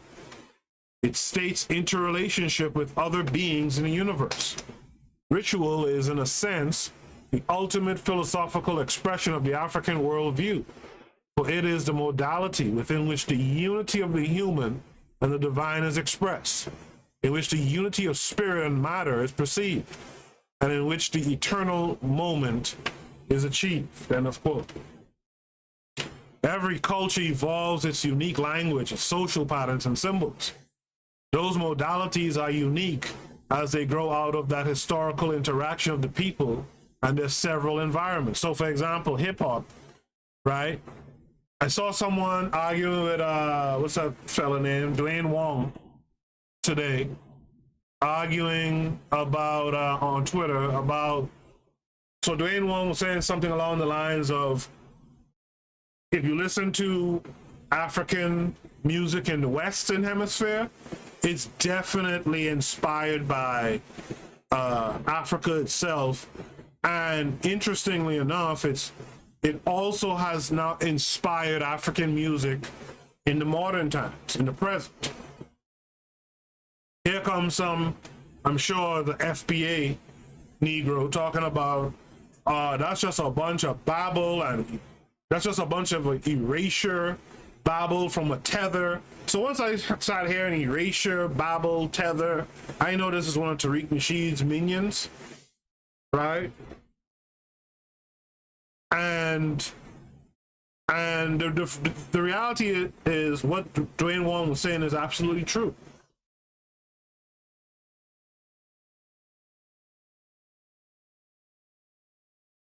When Farouk said, heard the African blues player and guitarist, when he heard American blues, he said that's nothing but Africa. That's nothing but Africa, right? And side note too, this is why you have to, albeit reluctantly, engage the idiots sometimes. Folks took Tariq Nasheed for a joke. They took Yvette Carnell down for a joke. And look where we are now. If we had stomped all over that joke in the beginning, we might have been able to salvage what we've now lost. At least much of it, right? And I want you guys to keep that in mind. Again, stop being afraid. Stop being afraid to be African. Stop being afraid to stand on an African square. And stop allowing these riffraff to come in. I get it, they have larger platforms. Stop allowing this riffraff to come in and throw shit in the drinking water.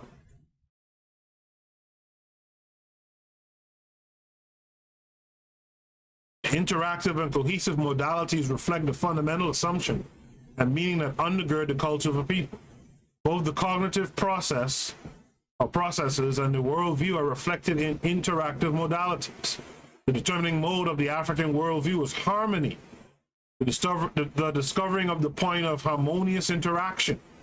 The European mind is literal while African conceptions are expressed symbolically.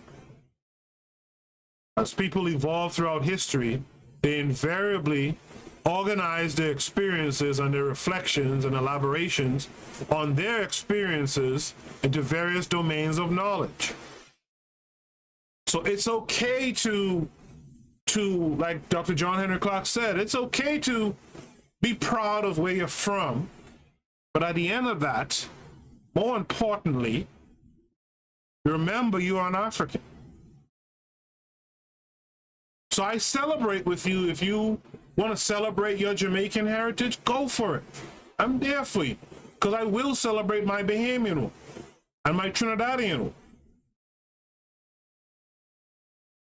I will celebrate with a St. Lucian. I will celebrate with someone from Louisiana.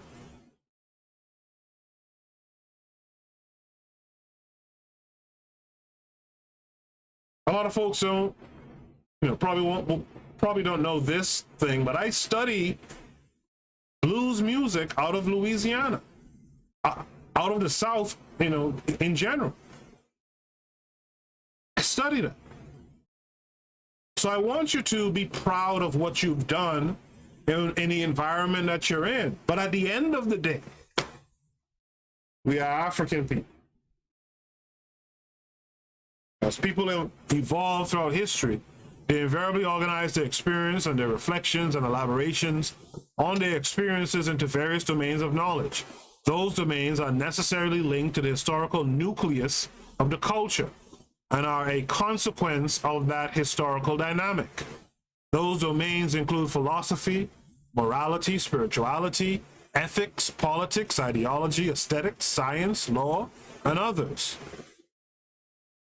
Several domains and the particular disciplines of knowledge serve as the fixed institutional foundations of the nation. Education is unique among the domains in that it is both process and institution. And additionally, it serves to perpetuate the whole of the cultural reality. These domains of knowledge and the institutions that occasion their operation within the society are the immediately perceived features of the nation and serve to identify it and its people. The nation-state apparatus develops as the nation or several closely related nations encounter environmental factors that demand coordination or resources beyond those available. For example, the frequent and massive inundations of the Nile obliged the first African populations to rise above individual, clannish, and tribal egoisms or to disappear. Thus emerged a supra-tribal authority, a national authority accepted by all, invested with the powers necessary to conduct and coordinate irrigation and water distribution, works essential to the general activity. Job has identified 4 types of state structures, and they differ according to their seminal motives. The African type, which was born as a consequence of the need to engage in large hydraulic works, typified by ancient Kemet. This type is founded on a collectivist basis and is supported and defended by all of its members as a means to ensure the survival of the collective. The second type of state results from resistance to a common enemy. The second type of state results from resistance to a common enemy. Several culturally related nations form a confederation, not for conquest, but for common defense against an outside enemy. The Ashanti Federation, dating from its origins in the 17th century CE, is a model of this type. The earlier empire of Mali had similar origins. This particular state gives privilege to the military classes, where the first type, the African type, distributes privilege widely among all social classes. Third type occurs when the traditional mode of production collapses and the only instrument of domination of one class over another is the state. This type is represented by ancient Athens. Fourth type is the Spartan or Tutsi type. The conquering national culture or group does not integrate with the dominated group, but bases its domination on absolute separation and domination. The basis of the division is usually ethnic or racial and is always resolved by genocide. Modern states that have evolved according to this model and based on genocide include nearly all those states founded by Europeans during the period of colonialism and imperialism. Among those modern states founded in genocide are all the American states, including the USA, Canada, Mexico, Brazil, etc. Others include Australia, Tasmania, Greenland, South Africa, and New Zealand. The state evolves because the need to marshal resources to protect the integrity of the nation, its people, its core social units, its interactive modalities, its institutions, its culture, its ethos. In order to effect its purpose, the state necessarily maintains a defensive capacity, central governmental authority. If you go back to that episode where I read about the Monroe Doctrine in Haiti, what is the Monroe Doctrine as it's regards to Haiti? Right? The Monroe Doctrine, right, is basically a defensive capacity. Right? It's basically saying, look, the waterways around these Caribbean countries, around South and Central America, is super important to our nation. How we feed our people, right? And thusly, how we keep our people in check is based on these waterways around these Caribbean, these small Caribbean nations. If they're poor, good. Because if they're poor, they can't challenge us, right, with sovereignty over those waterways that allows us to feed our people and therefore control our people.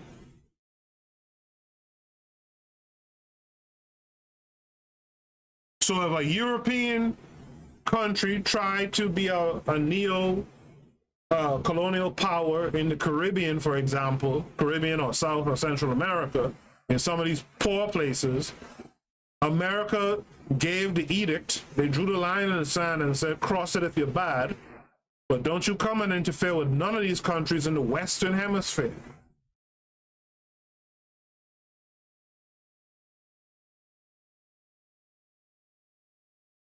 Don't come and meddle with none of these countries. And so what does America do? They make sure that these countries are poor.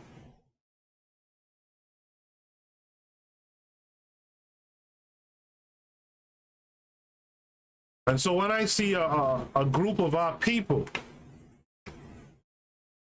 jingling, baby, behind America, that infuriates me. I'm talking about people running from their homelands. Yeah, because you MFers messed it up. I have to come up with $100 and something in Jamaican money to buy a loaf of bread.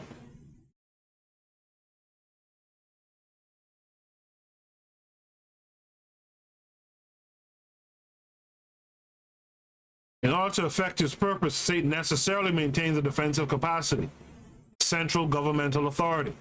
It maintains relations with other states, and it guards the territorial integrity of the nation. The state exists essentially to protect and promote the interests of the national culture and its people. I ask you again, in the words of Marcus Garvey, where is the black man's government?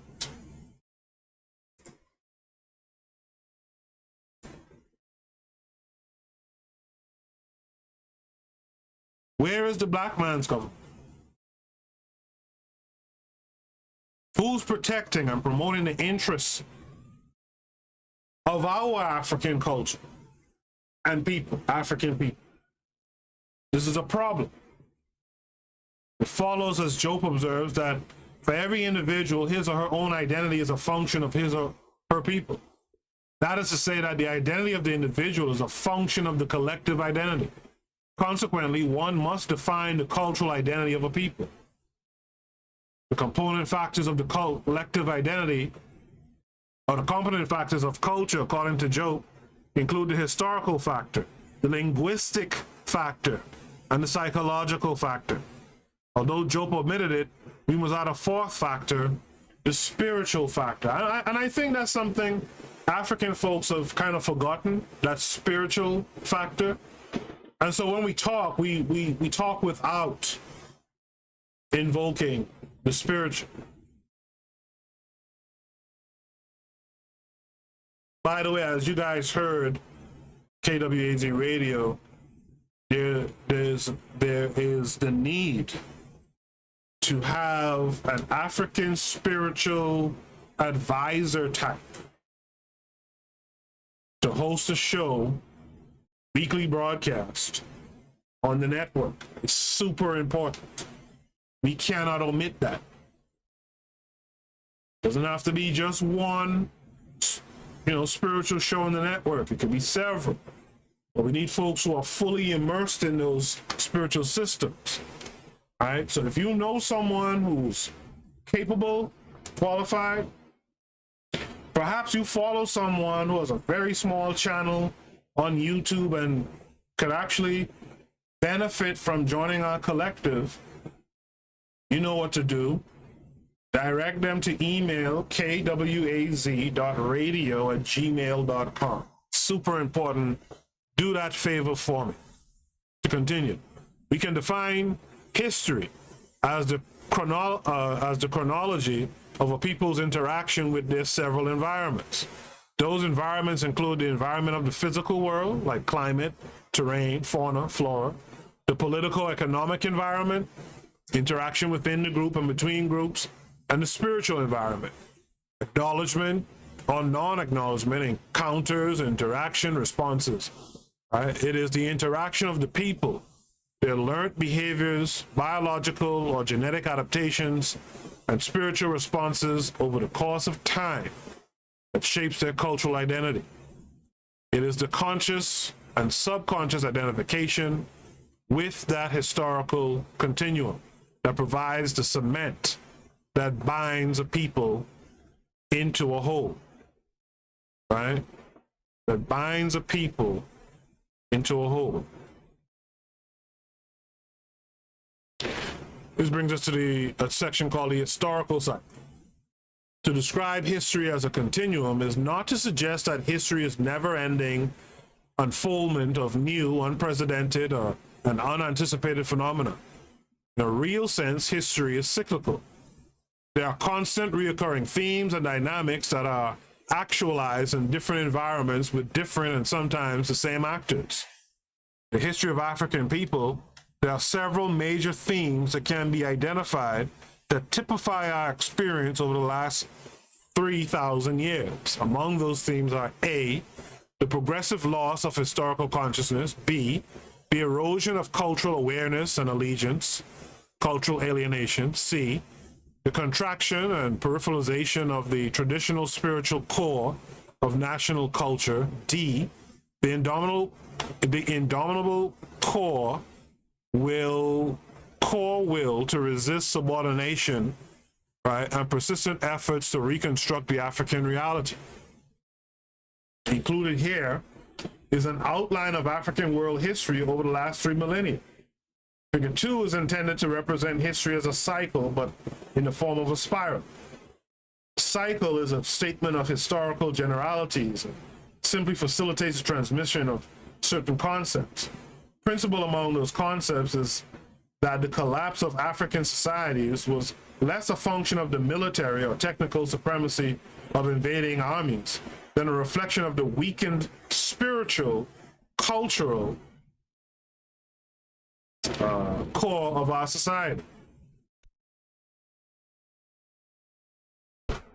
That weakened spiritual cultural dynamic corresponded to the periods in our history of weak leadership, the uncritical adoption of foreign cultural values and behaviors, and the consequent rivalries, confusion, and chaos. This recurrent pattern of internal weakness and ambiguity facilitated the penetration and domination of our societies by Asians and later Europeans.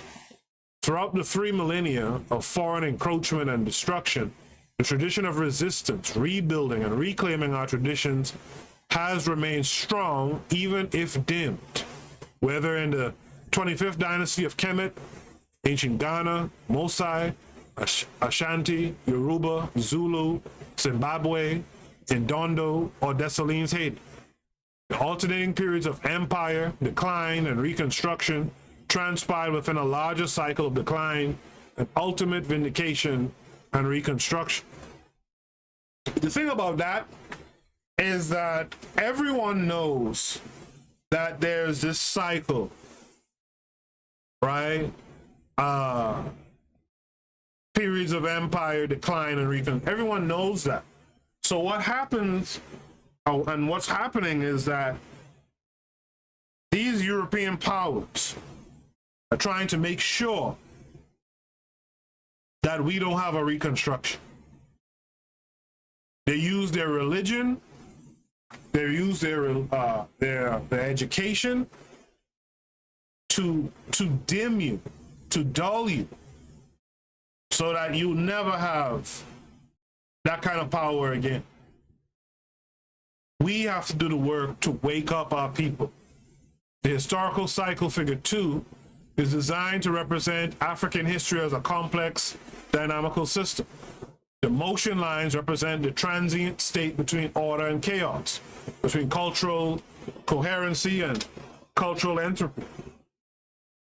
They further indicate that although the global trajectory of history is repeated, the particulars are infinitely variant. Terminal position at either pole of the cycle spiral is a position of relative stability. Within the pole positions, the historical trajectory maintains its course at the plane of order or disorder until that moment when some factor within, so it may be consequence of some external factor, sends it careening towards the opposite pole. The determinant factor in the nation's history, according to Job and Cabral, is cultural identity or cultural awareness.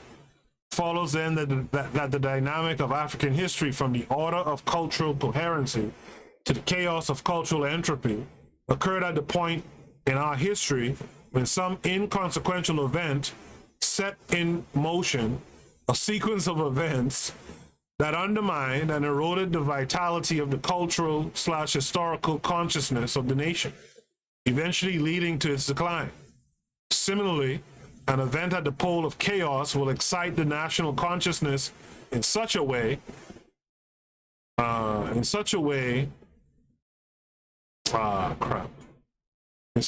to propel it to the opposite pole of order and cultural coherence. Process is inexorable and is unaffected by any episodic spikes. Process can be defeated or altered only by the manipulation of the cultural dynamic in either of two ways: permanent, organized repression of the cultural life of the people concerned, or assured definitively only by the physical liquidation of the dominated population, which means genocide. Right, so over on the left, you can see the image again. Grab the book off of the Discord, the BM library, right? And you could read along on your own computers, where you could change up the orientation, all that. I can't do that right now, right? Earlier, I chuckled at something that Erzulism said to a group of us on the Discord in a voice chat. He, it was kind of a humorous thing. He said, it'll be a damn shame to learn one day that the reason why we fell is because some African gave the white boy the knowledge, the European, the knowledge on how to dominate us. All because someone took his girl. Right? All because, like, it'll be a hell of a thing to find out that some dude lost his girl, got vexed, and said, I'm selling out everybody. So I chuckled when we read the part that says, for some trivial, inconsequential event, right? It made me think of this African guy, upset, he lost his girl, and decided, frig all of you Africans, I'm selling y'all down the river, right? So, it's getting close to 2 hours. I'm gonna stop at the 2 hour point. We'll stop at the 2 hour point, and I'll pick up next time wherever I leave off, right? So I'll try to finish this section here. The attempt to systematically repress the cultural dynamic of a people is never permanently successful, as is evident in the resistance to cultural and political, economic, imperialist efforts in African populations on the continent and in the diaspora. It is evident even amongst repressed European ethnic groups in Europe itself. Genocide, however, has been employed successfully by Europeans in the Americas, Australia, Tasmania, New England, and by Arabs in Northern Africa to defeat the historical cycle. And that's what you want to be careful of. This is what we got to be careful of.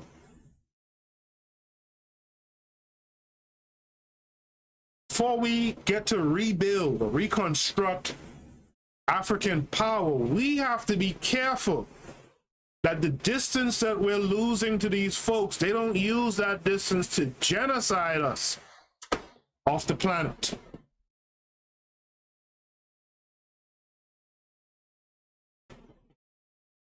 Meanwhile, our people think it's a game. We think it's shits and giggles to go and shoot down and kill another African in your neighborhood.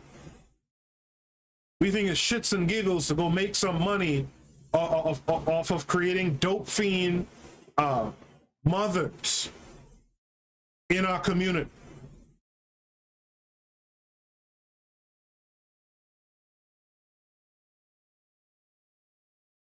And then we make every excuse to uphold that decision.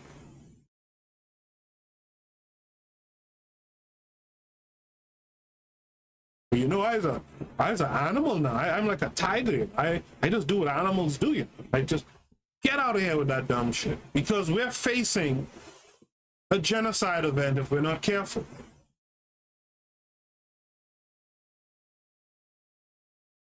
The historical cycle or spiral is a complex dynamical system. As a complex dynamical system is inspired in part by developments in the field of chaos or order and disorder, which in large measure is anticipated in the Kemetic doctrines of opposites, harmony, and transmutation. The science of chaos recognizes that within systems of apparent unpredictability and randomness, there are structures of order. In chaos, there's order. In chaos, there's order in disorder, apparent unity of opposites. And these Europeans took that concept too, and created entropy and all this stuff you learn in science. How many of you remember learning about entropy and all that stuff in science? All right? In chaos, there's order. And there's order and disorder. There's a unity of those opposites. The cycle model achieves a measure of accuracy only in macro historical terms. Transient state of cultural retrogression in African history has occurred over a 3,000-year period. The African world has obviously experienced a state of cultural entropy. Didn't I just mention the word entropy? The nadir of our history being experienced over the last 3 centuries in Arab and European destruction and domination of African civilizations, the Holocaust of African enslavement and colonialism, and continuing underdevelopment and dependency through the African world.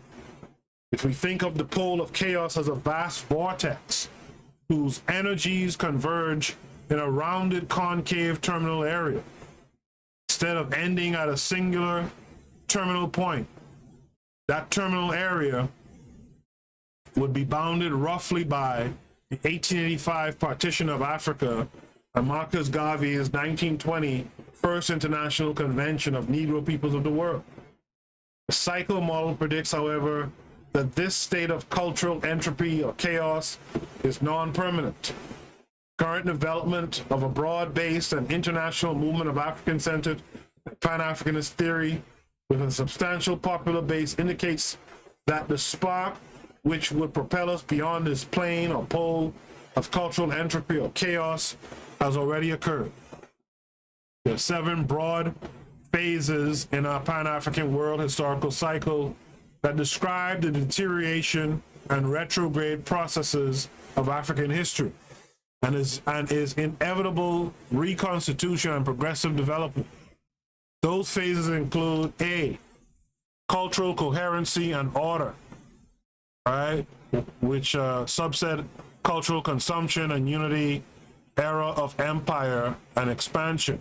B, cultural deterioration has 3 points: penetration and benign infusion by non-Africans. 2, civil conflict and competition. 3, weakened national cultural consciousness.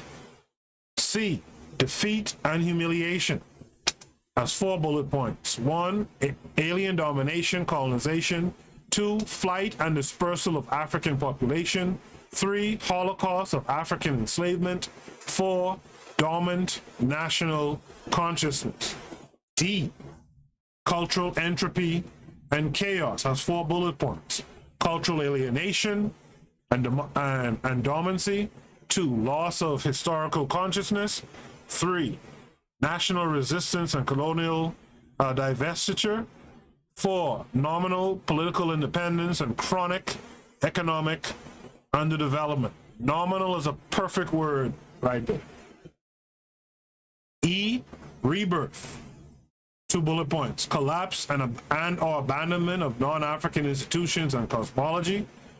2, historical revitalization.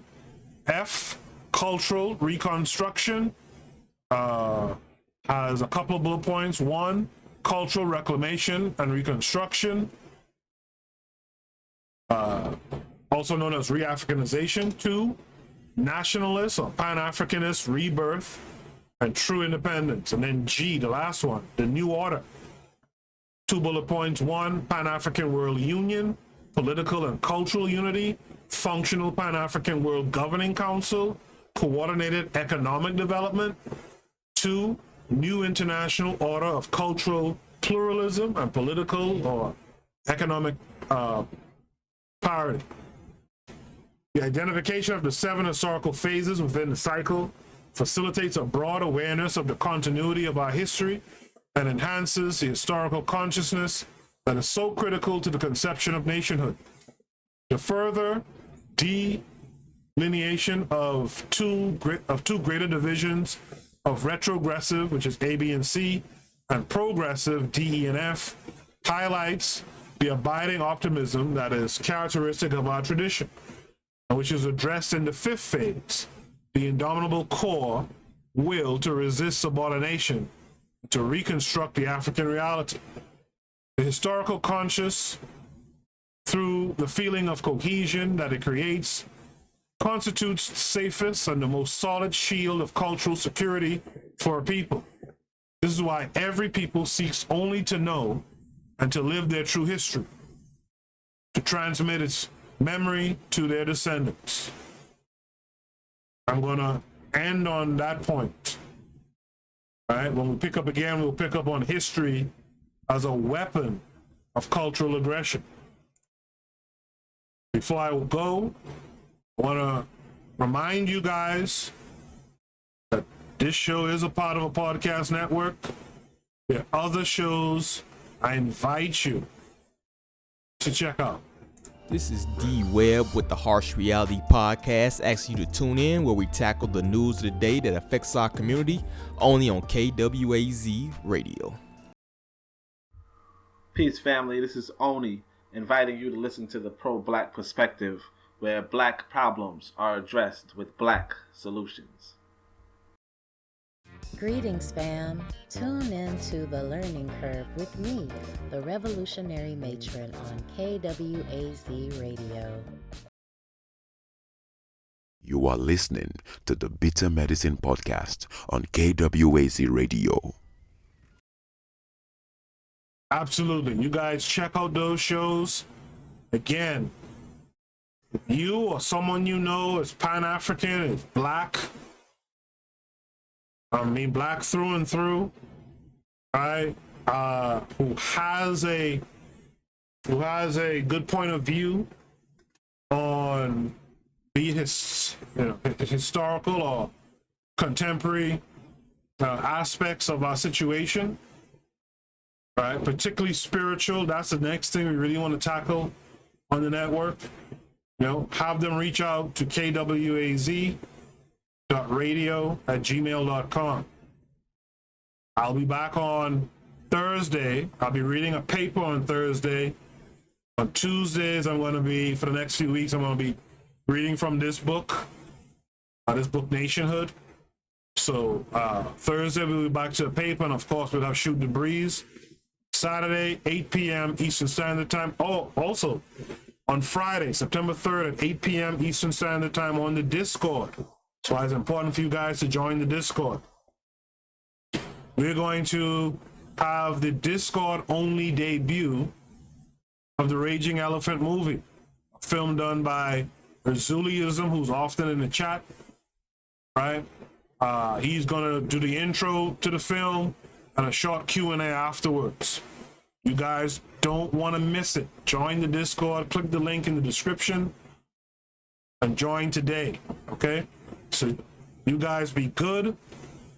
I'll talk to y'all later. Peace.